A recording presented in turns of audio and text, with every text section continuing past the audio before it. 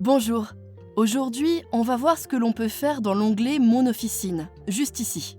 Cet onglet vous permet de rentrer toutes les informations concernant votre pharmacie.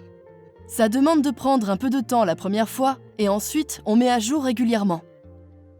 Ici, si on clique sur Mes équipes, on peut définir la fonction de chaque personne.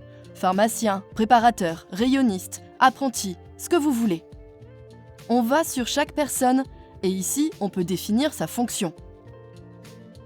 Si la fonction n'existe pas, il suffit d'aller dans l'onglet Fonction, juste là, et de créer ce que l'on veut. Créer une fonction, par exemple le livreur, si vous avez un livreur, et de l'attribuer à une équipe, équipe principale, équipe secondaire par exemple. Et cette fonction va se retrouver instantanément ici, et cette personne, on peut la mettre comme livreur.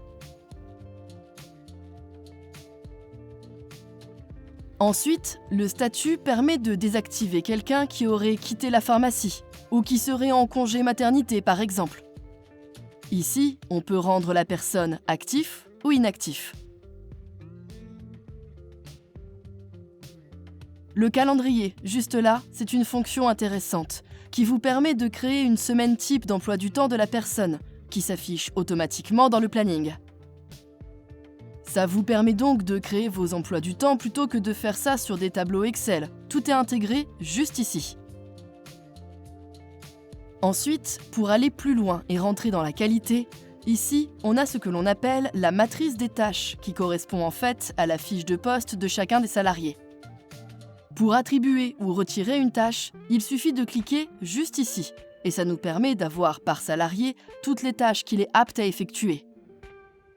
Une liste de tâches assez importante a été créée par défaut et classée par thème comme on peut le voir, le comptoir, les missions, la logistique produit, le préparatoire, etc. Si jamais vous voulez rajouter des tâches, évidemment, vous pouvez le faire simplement. Il suffit juste ici de créer une nouvelle tâche et elle apparaît automatiquement dans la section ici.